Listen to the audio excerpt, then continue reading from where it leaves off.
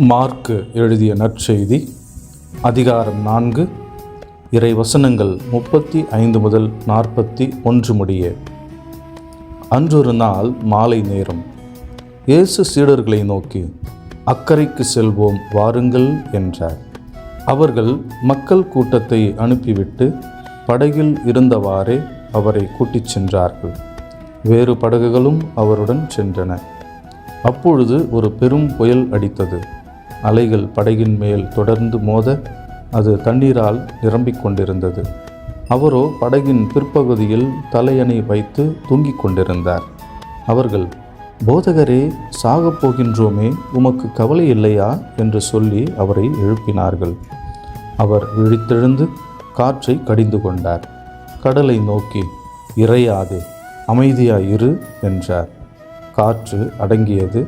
மிகுந்த அமைதி உண்டாயிற்று.